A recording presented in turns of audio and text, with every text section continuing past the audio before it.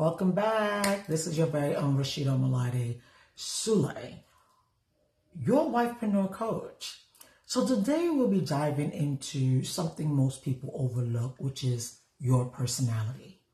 Most people think scaling a business or fixing a relationship starts with strategy, systems, or communication. But what if the real issue isn't what you're doing? It's who you are and how you're wired. Here's one truth I want to share with you. Personal problems eventually become corporate problems, corporate culture. Who you are in private shows up in public, in your leadership, in your marriage, in your money, and in your results. Over the years, I've coached entrepreneurs, executives, and families, and I've noticed something extremely powerful, which is when people don't understand their own personality, they struggle with both people and performance. You can't lead a team effectively if you don't know your triggers. You can't build a thriving marriage if you don't know your communication style. And you definitely can't scale your business if your leadership creates emotional chaos, confusion in your culture. Your personality isn't random, it's your operating system. So when you understand it, you stop fighting yourself and start leading from a place of alignment. If you don't know your temperament, you risk three big things.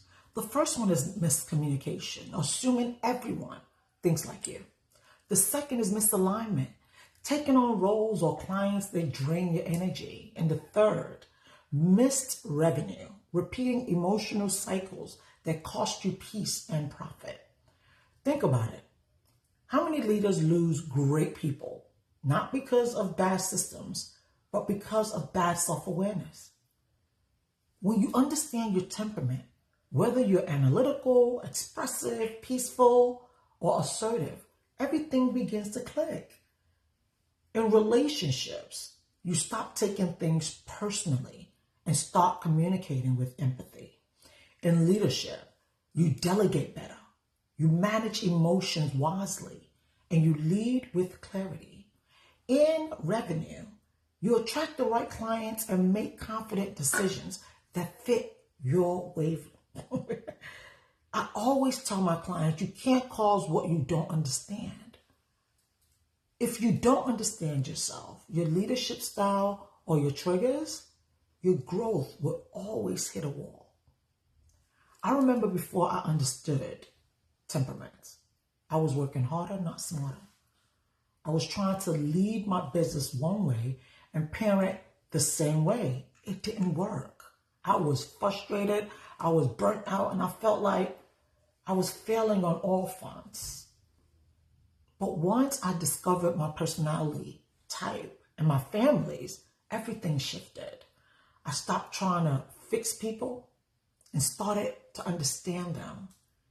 That shift brought peace in my home, alignment in my business, and yes, more money in my bank.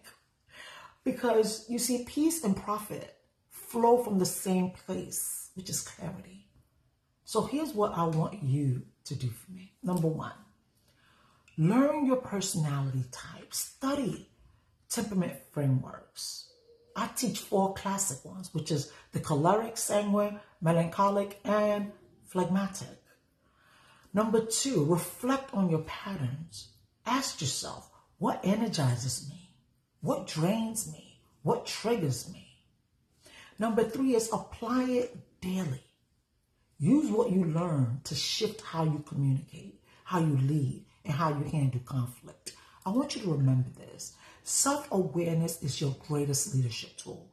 When you grow, everything connected to you grows.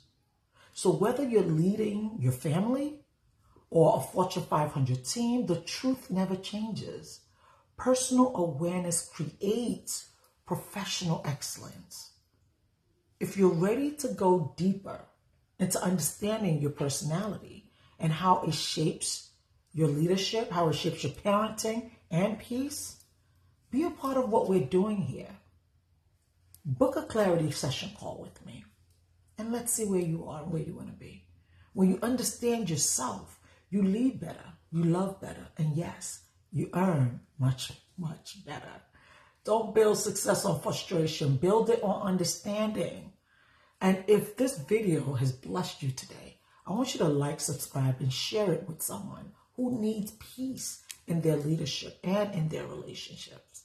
I'm Rashida Omalade Sule.